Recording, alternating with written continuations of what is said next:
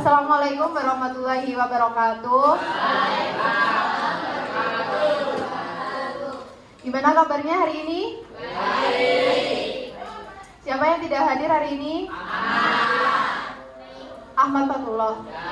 Kenapa Ahmad Fatullah? Sakit. Berapa hari sakitnya sudah? Satu. Oke. Sebelum kita memulai pelajaran, Ibu minta kalian mengerjakan pretest terlebih dahulu.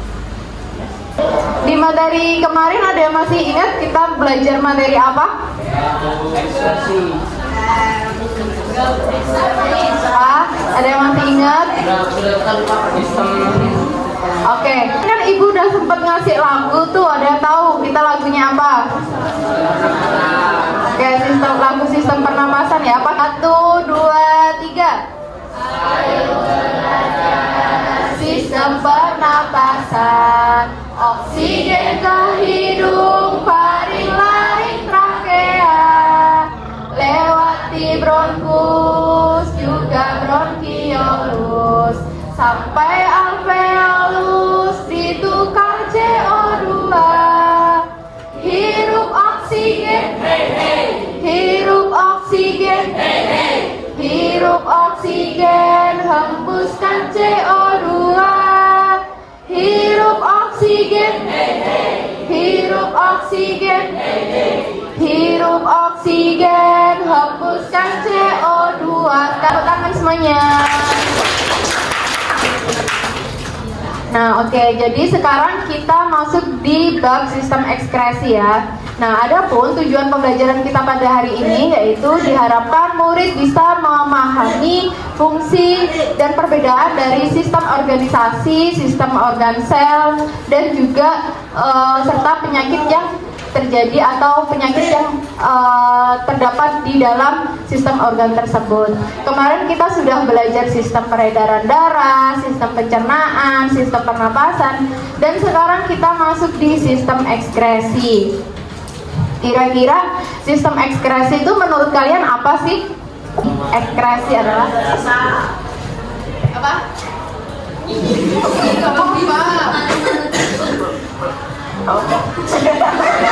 Pengeluaran zat sisa.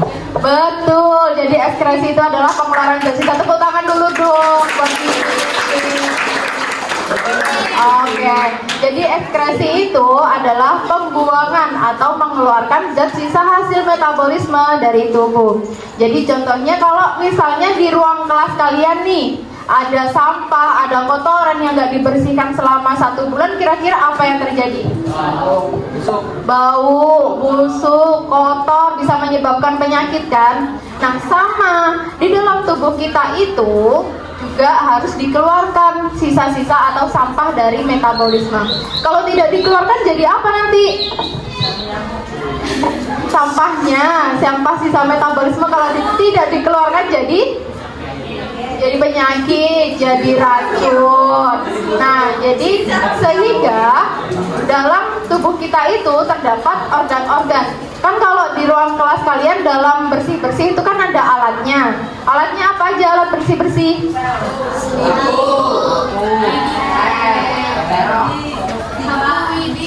Oke. Nah, itu kan kalau di ruang kelas. Nah, kalau di tubuh kita alat-alat yang buat bersih-bersih itu ada apa aja? Ginjal, paru-paru, hati, sama yang keempat kulit. Betul, jadi ada 4 ya organ ekskresi dalam tubuh kita. Ada hati, ginjal, paru-paru, dan juga kulit.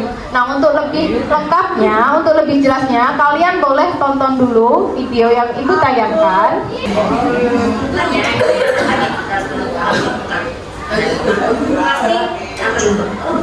Ini gambar. Tadi kan kalian sudah melihat video. Jadi organ ekskresi kita ada berapa? Ada 4. Apa saja?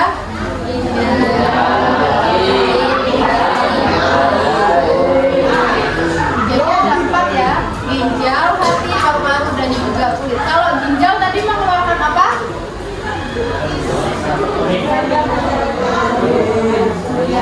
Ginjal mengeluarkan urin. Kalau hati mengeluarkan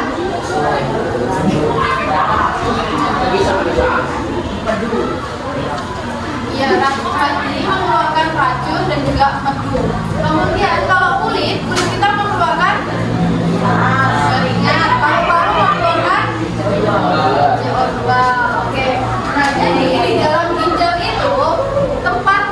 terbentuknya urin kita.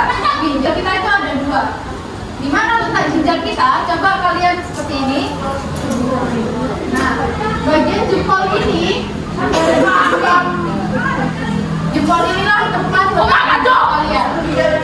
Iya, di sini ginjalnya. Ginjal itu kan ada 3 bagiannya. Yang pertama, yang sebelah ini itu namanya korteks. Kemudian ini adalah medula dan batangnya ini adalah pelvis.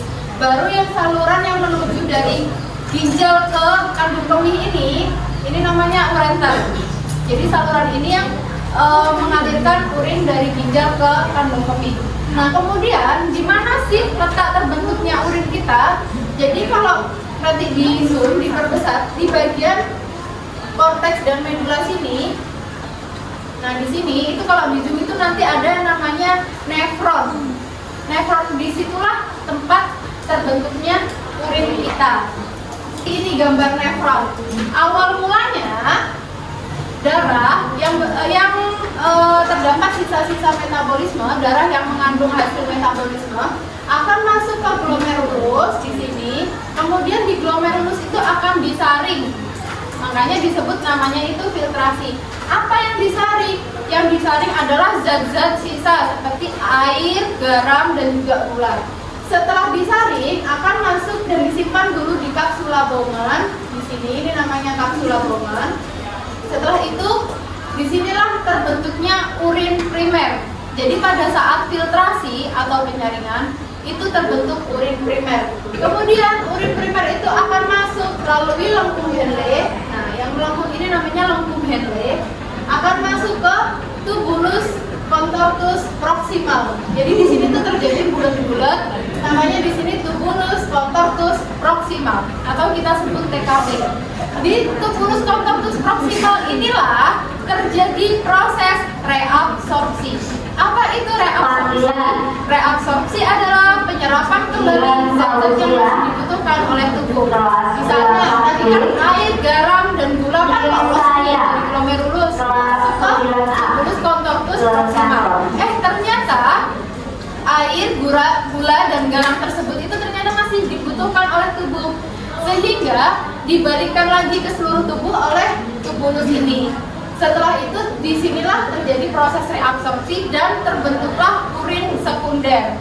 Nah, kemudian urin sekunder ini akan masuk ke tubulus contortus distal. Nah, di sini ini tubulus contortus distal di sini. Di tubulus contortus distal, disitulah terbentuk proses yang namanya augmentasi. Augmentasi itu apa? Penambahan zat-zat yang tidak diperlukan oleh tubuh, misalnya urea dan amonia. Makanya kenapa pipis kalian itu baunya pesing? Ya karena ada amonia dan juga urea. Nah, sehingga disinilah di proses augmentasi itu terbentuklah urin sesungguhnya atau urin yang akan siap kalian keluarkan. Selanjutnya akan masuk ke ductus collectivus atau tubulus collectivus di sini. Di masing-masing percabangan sini itu ada urinnya. Di sini disimpan di situ dulu urin sesungguhnya.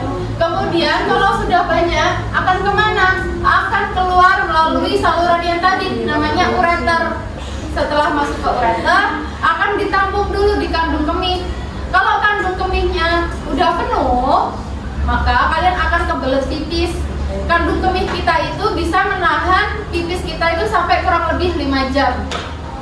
Makanya kalau lebih dari 5 jam itu kalian harus cepat-cepat dan segera mengeluarkan urin. Kalau tidak dikeluarkan gimana, Bu? Kalau tidak keluarkan akan terjadi menyebabkan penyakit. Karena urin itu kan mengandung banyak bakteri, mengandung banyak virus dan juga penyakit lainnya. Jadi kalau tidak dikeluarkan ya nanti akan membusuk, akan menyebabkan penyakit di situ. Atau bisa juga terjadi menyebabkan batu ginjal atau batu empedu namanya. Karena mineral yang harusnya kalian keluarkan itu yang di dalam urin nggak dikeluarkan, jadinya dia mengeras sehingga terbentuklah batu empedu. Nah, jadi mekanismenya seperti itu. Kemudian setelah dari kandung kemih akan keluar melalui saluran yang namanya uretra. Nah, jadi itu adalah proses dari pembentukan urin. Sekarang silakan kalian berhitung 1 sampai 3 dari Anda. 1, 2, 2, 3.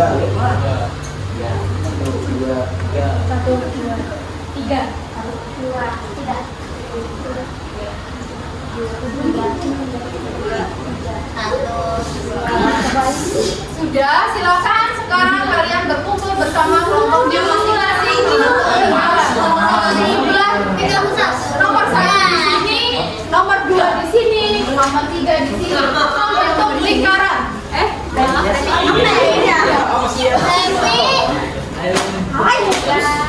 Oke, sebelum kalian mengerjakan praktikum, kita tonton dulu video ini untuk mengetahui kalian.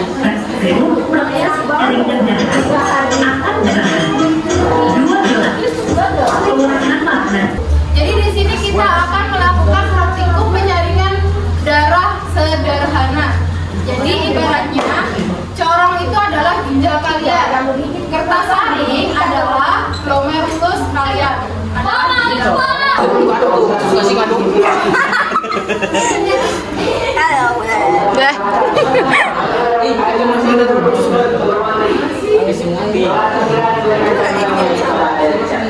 ini jadi kapong nggak bisa?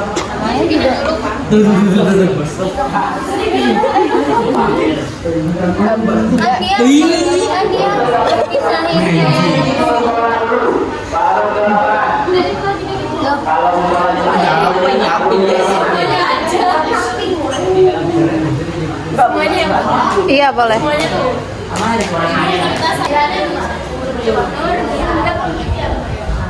Oke, silakan dikerjakan. Yang dijawab.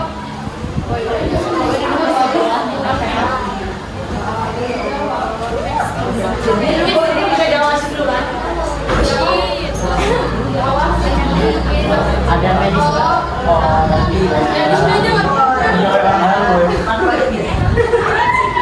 Dicek dong.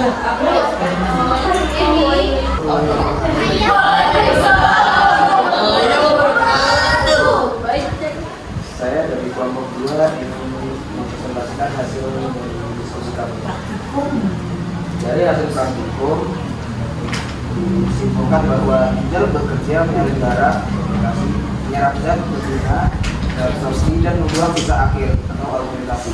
Pada penyaringan menunjukkan peran glomerulus dan kapsula Bowman dalam memisahkan partikel besar dari fluid, yang mana volume urin akhir sangat dipengaruhi oleh hormon pH dan suhu tubuh untuk menjaga keseimbangan cairan. Demikian dari saya.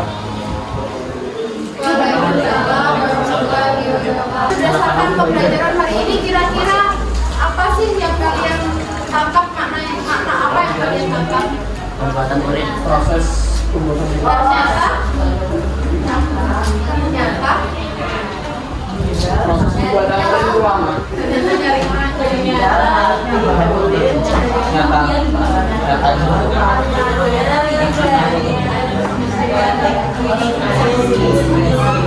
Jadi yang kita pelajari hari ini bahwa organ ekspresi itu ada 4: ginjal, paru-paru, urin, dan hati. Jadi masing-masing mereka itu juga mengeluarkan sisa-sisa metabolisme. Nah, terus kira-kira kita dalam sehari itu harus minum berapa kali sih? 2 liter. Kalau misalnya kita jarang minum, apa yang terjadi? Dehidrasi. Terus selain dehidrasi, apa aja kira-kira? Terus kalau misalnya nih, ibu suka kok, ibu minum kok tiap hari 2 liter, tapi minum es teh, boleh nggak? Apa?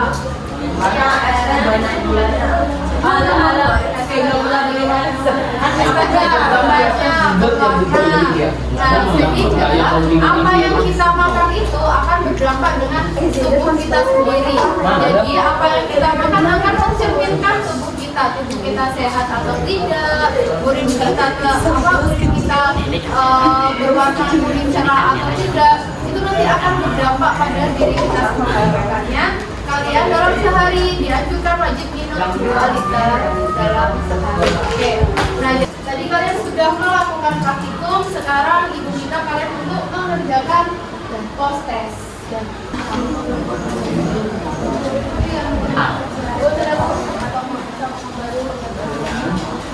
Jadi ibu akan memberikan tugas pengamatan ke kalian masing-masing, diri kalian. Bisa untuk mengamati urin kalian setiap hari. Jadi di sini ada 4 hari, setiap pagi dan malam aja. Nah, jadi gimana caranya? Urin kalian taruh di suatu wadah apa gitu yang besar dulu. Setelah itu kalian taruh cara mengukurnya, kalian taruh di botol. Ini kan ada volume. Nah, volumenya ditulis, misalnya udah ditaruh di wadah apa gitu khusus buat urin kalian, ditaruh di sini. Oh ternyata kok segini tuh masih kurang, terus dibuang, terus diukur lagi. Oh ternyata 2 botol, itu kan 2 botol berarti berapa mililiter? 600 tambah 600 berarti 1200. Oh ternyata dalam pas pagi hari itu kalian pipisnya 1200 mililiter. Udah dibuang ini urinnya, udah kalau dibuang tapi botolnya tetap disimpan buat tahun berikutnya. Ya kan dicuci pakai sabun. Nah selanjutnya setelah diukur volumenya, kalian ukur juga warnanya. Warna urinnya apa? Kuning pucat, kuning pekat, atau jernih.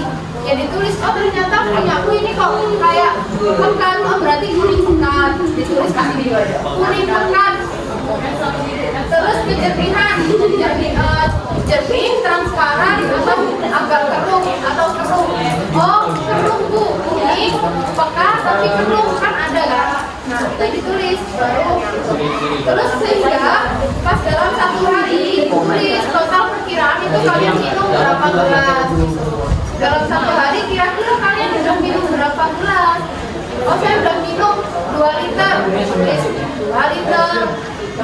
Jadi harus segitu berapa mililiter? Iya, makanya kalian kalau bisa minumnya usahakan pakai botol, jadi biar tahu takarannya.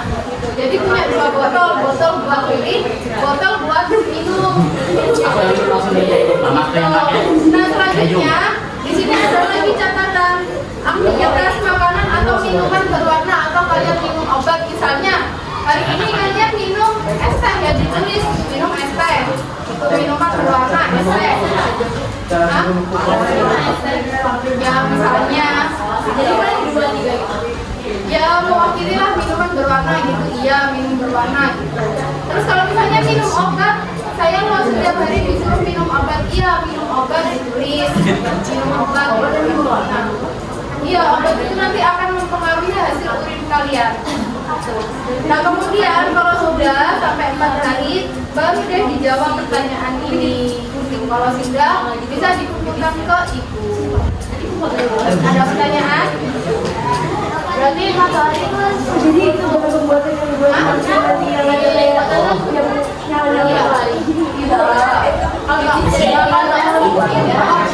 nggak mesti penuh, nggak apa-apa, diukur aja. Misalnya kan kita kalau diambil kan tipis, kalau langsung di sini kan susah, ya apalagi cewek kan susah. Nah sehingga taruh di ember dulu supaya mudah embernya yang ember khusus buat pipis. Itu pakai mau jadi nambah sayuran. Nggak sengaja kebuat rezeki mah. Cuma pagi sama malam. Ya kan asal pagi sama malam. Ya benar. Jadi kalau misalnya kamu lupa, ya berarti pas nanti lupa.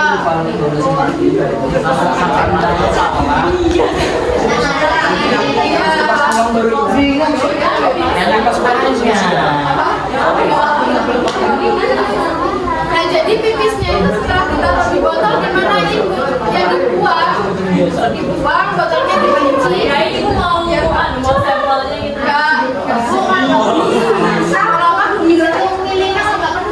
Nggak apa-apa. Kalau misalnya udah ditaruh di ember terus diukur pakai botol kan, bu ternyata cuma setengahnya saya pipis pagi ini, itu ya nggak apa-apa. Jadi tulis, misalnya Apa sih kamu lagi pipas? ini kan 600 mili, kalau setengahnya segini berarti berapa? 300 kan kira-kira gitu. Tapi saya segini seperempat berapa? 200 mili misalnya, ya udah ditulis 200.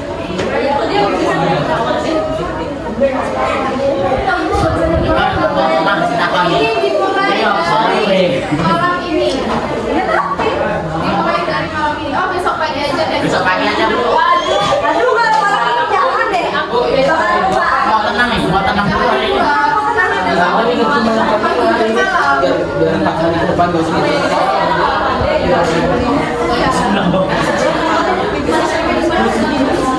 Oh, itu apa itu mau ngambil apa?